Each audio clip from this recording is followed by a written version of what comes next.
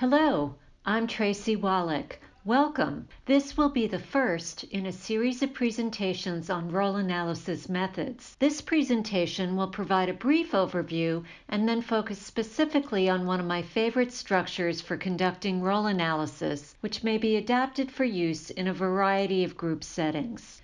We talked about role previously in the presentation on open systems theory in BART. There, role was defined as the part one plays in the overall task.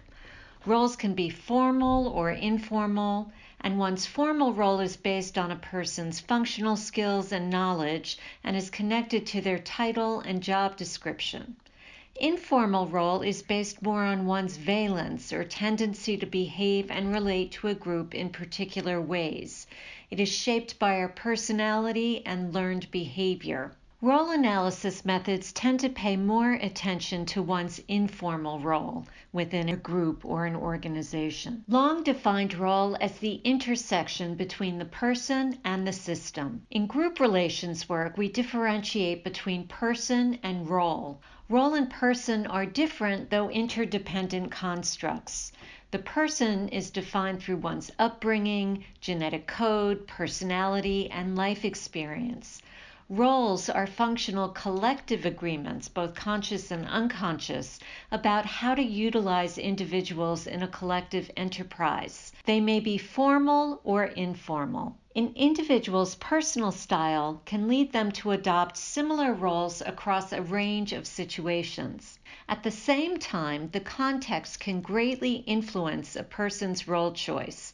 The culture, the structure of the organization, the type of task, how long one has been in the group, and the dynamics of the whole group are all part of that context.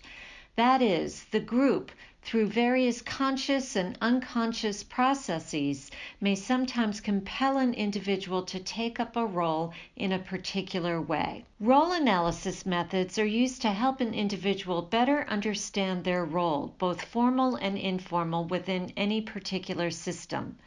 They can also be used to help an individual take up their role more effectively within a system. There is an extensive literature on role analysis, and some are noted in the credits at the end of this presentation. There is also a strong oral tradition. Role analysis may be conducted individually as part of an executive coaching process or in a group, such as an intact work team or a team of people of similar roles across the organization, or in graduate training or other educational programs, such as a group relations conference. This presentation will focus on the latter, that is, in graduate training programs or group relations conferences. There's a basic structure that I like to use for role analysis, which may be adapted for use in different kinds of groups. The structure can be adapted based on time limitations, setting, topic, or the size of the group. This structure can be used whether the individual is presenting the organization and their role in it as a whole, or a specific critical incident or organizational dilemma. Long describes this as the reflection group. Here, the individual or client will present a particular issue, critical incident, or organizational dilemma. The client can present the issue orally or in the form of a drawing. The use of a drawing can often bring in another level of unconscious process. In another iteration of this structure, a consultant may interview the client in front of the reflection group. The initial presentation of the issue should take 10 to 15 minutes, adjusted based upon time availability.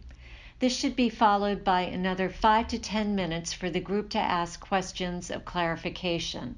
Note that the questions of clarification are about gathering factual information rather than putting the presenter on the spot, engaging them in dialogue, or offering advice disguised as a question. The consultant or facilitator in the group will remind group members to hold off on their associations, comments, or advice until the next part of the process. In the next part, the client or presenter moves outside the group, perhaps with their back turned, and acts as a fly on the wall. Or, if this is done remotely via video platform, that person will then turn off their camera and microphone.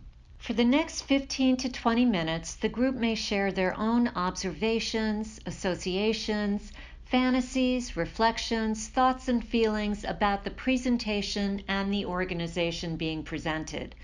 The idea is that through sharing their own experiences, the reflection group may be picking up some unacknowledged, unconscious material from both the presenter and the organization. For the final 5 to 10 minutes, the client or presenter rejoins the group and reflects on their experience.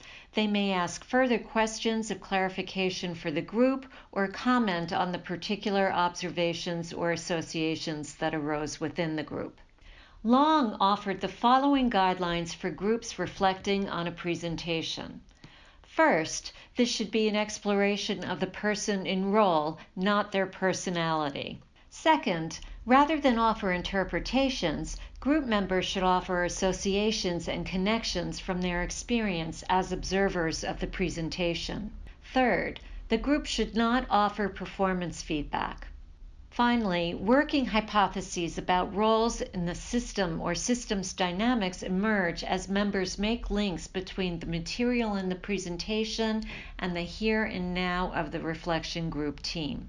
For further reading on role analysis theory and methods, please see the following references.